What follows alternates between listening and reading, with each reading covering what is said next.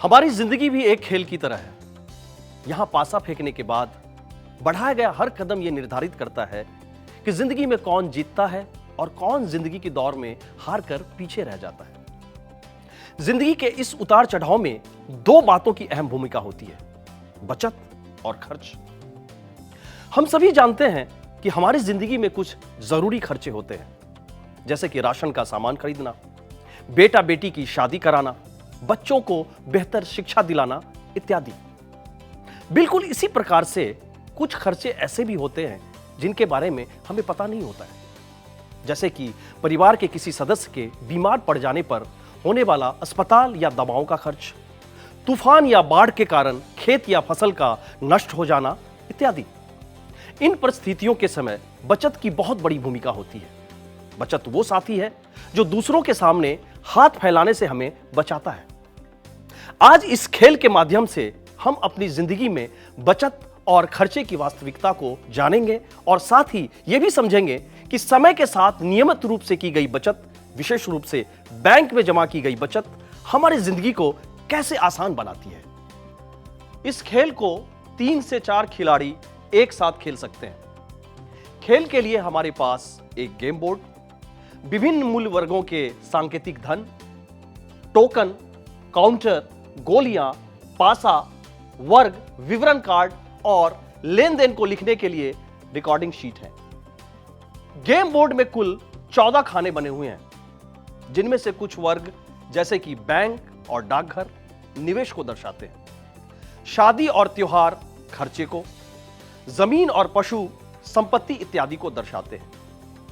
बाकी के खानों की जानकारी हम खेल के दौरान समझेंगे। खिलाड़ी पासा फेंकेंगे और आए हुए अंक के अनुसार आगे बढ़ेंगे। हर खाने से संबंधित एक कार्ड है। खिलाड़ियों को उन पर दिए गए निर्देशों के अनुसार संपत्ति खरीदनी अथवा बचत का चुनाव करना होगा। संपत्ति वाले खाने में सबसे पहले पहुंचने वाला खिलाड़ी उस संपत्ति को अपनी मर्जी से खरीद सकता है। उसके बाद अगर कोई दूसरा खिलाड़ी उस संपत्ति के खाने में पहुंचता है तो उसे संपत्ति के मालिक को किराया देना होगा। इसके अलावा खिलाड़ी बचत के रूप में बैंक अथवा डाकघर में पैसे जमा कर सकते हैं, जिस पर उन्हें नियमित ब्याज मिलता रहेगा। सभी खिलाड़ी कुल 4 चक्कर लगाएंगे। चौथे दौर के बाद रिकॉर्डिंग शीट के अनुसार जिस खिलाड़ी के पास सबसे अधिक बचत या धन होगा उसे विजेता घोषित किया जाएगा।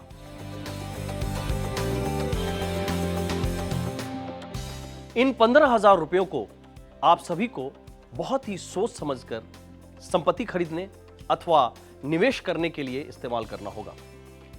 खेल के दौरान अगर किसी खिलाड़ी को अधिक धनराशि की जरूरत होगी तो वो बैंक से 9% वार्षिक ब्याज दर पर उधार ले सकता है। अब सभी खिलाड़ी बारी बारी से पासा फेंकेंगे और जिसका अधिकतम नंबर आएगा वो खेल की शुरुआत करेगा। तो आइए खेलते हैं संचयन बचत का खेल।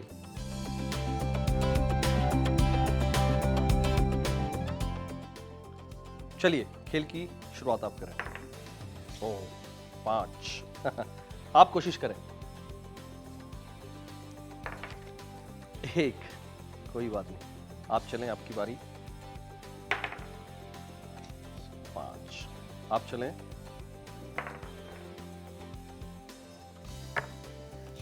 आपको 6 अंक मिले, इसलिए खेल की शुरुआत आप करें। 2 2 2 2 हाँ, 2 नंबर का खाना शादी का है। आपको अपनी बेटी की शादी के लिए 3,000 रुपए खर्च करने होंगे। हम सभी जानते हैं कि शादी एक बहुत बड़ी जिम्मेदारी होती है, बहुत सारे खर्चे होते हैं।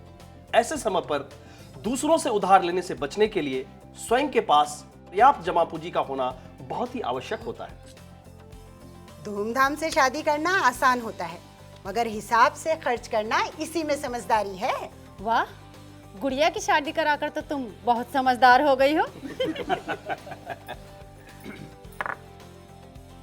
4 नंबर 4 नंबर का खाना डाकघर का है। यहां यदि आप चाहो तो राष्ट्रीय बचत प्रमाण पत्र, लोक भविष्य निधि, किसान विकास पत्र जैसे डाकघर प्रपत्रों में 1000 रुपए निवेश कर सकते हो। निवेश करने पर आने वाले सभी हर चक्रों में डाकघर द्वारा आपको 9% ब्याज की दर से 90 रुपए का ब्याज मिलता रहेगा। अरे सोच क्या रही हो? जुम्मन चाचा ने जो पैसे डाकघर में जमा किए थे, उन पैसों पर मिलने वाले ब्याज से आज तक अपना गुजारा करते हैं।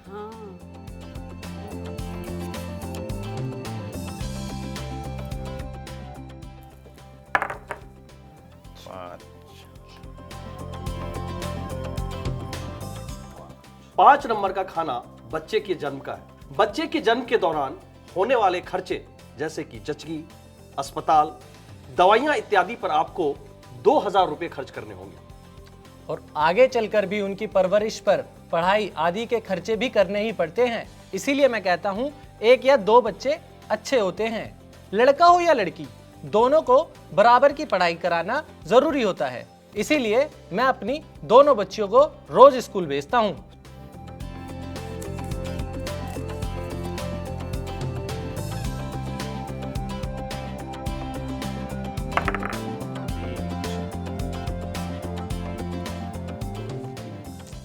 तीन नंबर का खाना साहूकार का है।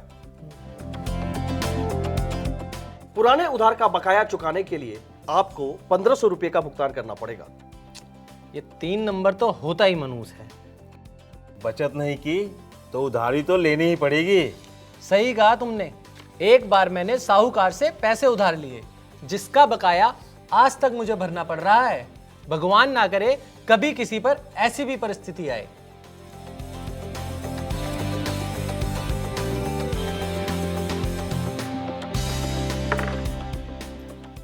अंक 4 4 4।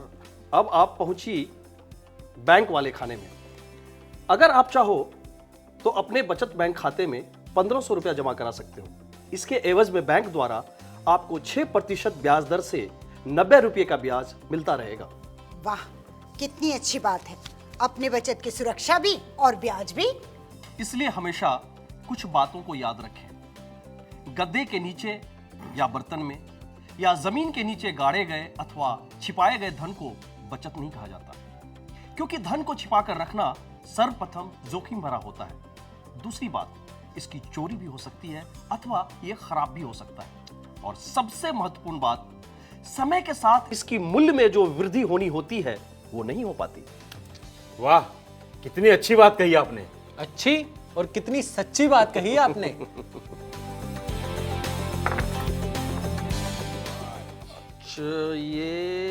ये खाना पशुपालन का है। इस खाने में पहुंचने वाली आप पहली खिलाड़ी बन गई हो। आपने पशुपालन का व्यवसाय करने के लिए 1000 रुपए की कीमत के पशु एवं मुर्गियां खरीदी। आपको 1000 रुपए का भुगतान करना होगा। भविष्य में वित्तीय सुरक्षा की दृष्टि से यह एक अच्छा निवेश है। इससे अच्छी आमदनी होती है। इस निवेश के फलस्वरूप खेल के अंत तक इस खाने में आने वाले सभी खिलाड़ियों से आप 100 रुपये किराया वसूल कर सकेंगी। अरे ये तो वही वाली बात हो गई, आम के आम और गुठलियों के दाम। और ऐसे ही अपनी पड़ोसन सीमा आजकल गाय का दूध और गोबर के उपले बेच बेच कर अमीर होती जा रही है।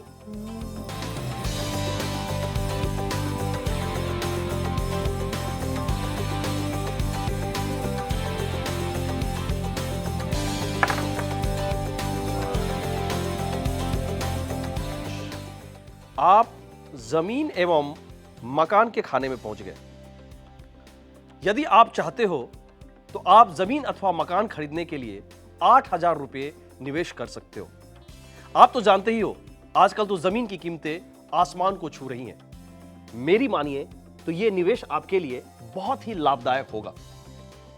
इस निवेश के फलस्वरूप खेल के अंत तक इस खाने में आने वाले सभी खिलाड़ियों से हर बार आप 800 रुपये किराया वसूल कर सकेंगे।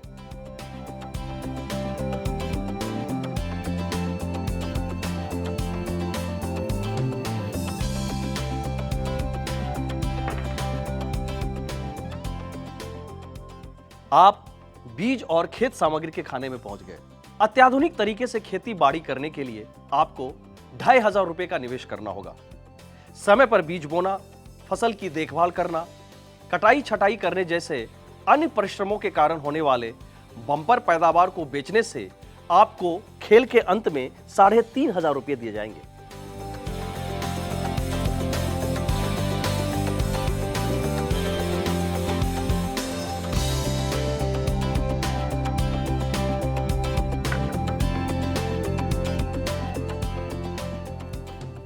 अब आप पहुंच गई गैस स्टोव या टीवी सेट वाले खाने में। इन गृह उपयोगी वस्तुओं को खरीदने के लिए आपको 4,000 रुपये खर्च करने होंगे।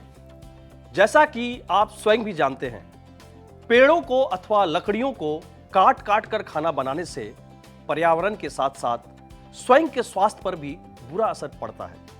इसलिए गैस स्टोव का उपयोग करते हुए पर्यावरण का संरक्षण करने में सहयोग देने के उपलक्ष्य में खेल के अंत तक इस खाने में आने वाले सभी खिलाड़ियों से 400 रुपये किराया वसूल कर सकेंगी।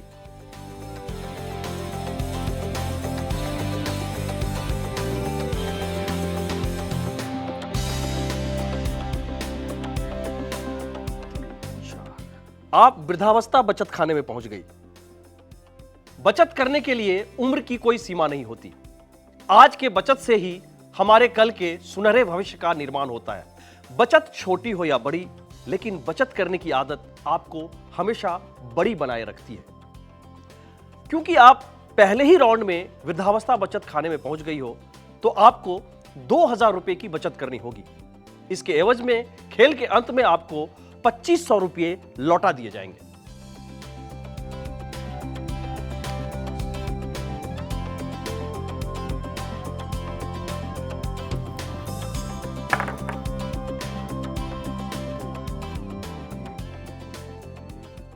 आप पहुंच गए अस्पताल के खाने में।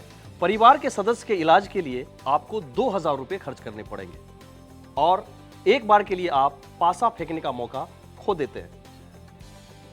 जैसा कि हम सभी जानते हैं, बीमारियां अचानक आ जाती है और कभी कभी भारी नुकसान भी कर जाती है। ऐसे में यदि हमारे पास स्वास्थ्य बीमा हो तो नुकसान अथवा खर्चे की कुछ हद तक ही सही भरपाई भी मिल जाती है।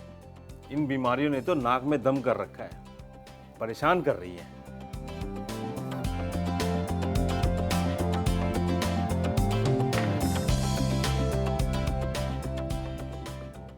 आप जमीन और मकान के खाने में पहुंच गए, क्योंकि खिलाड़ी नंबर 3 ने इसे पहले से ही 8,000 रुपये निवेश करके खरीद रखा है। इसलिए इस खाने में पहुंचने के लिए आपको इन्हें 800 रुपये किराए के रूप में देने होंगे।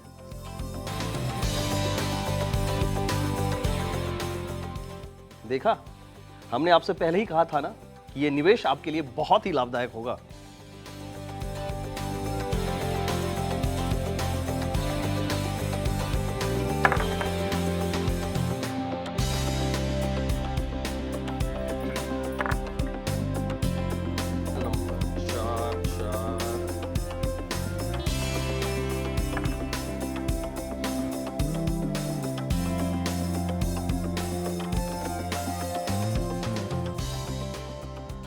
वाह, इस खेल की विजेता प्रेमा जी आप हैं।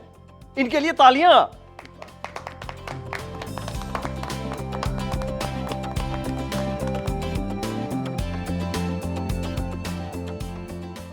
आज हम सबने इस खेल के माध्यम से यह जाना है कि बैंक या डाकघर में बचत अथवा निवेश करने से हमें समय समय पर ब्याज मिलता रहता है, यानी हमारे पैसे के मूल्य में वृद्धि होती रहती है।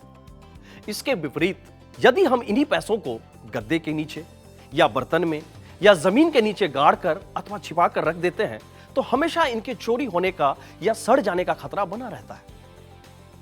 आज की और भविष्य की जरूरतों को ध्यान में रखते हुए हमें बचत की राशि को समय समय पर बढ़ाते रहना चाहिए। इससे किसी भी विषम परिस्थितियों में उधार लेने से बचा जा सकता है, जिससे ऐसे उधारों पर होने वाले खर्च भी कम किए जा सकते हैं। आवश्यकता अनुसार हमें जब कभी भी पैसे उधार पर लेने की जरूरत होती है, तो किसी भी लाला अथवा साहूकार के पास ना जाते हुए केवल बैंक से ही उधार लेने के बारे में सोचना चाहिए, क्योंकि साहूकारों का हिसाब किताब कभी भी पक्का नहीं होता है और ना ही हमें ब्याज दर का पता चल पाता है। तो क्या समझे आप? सही जगह करेंगे बचत तो पूरी जिंदगी होगी सुखद।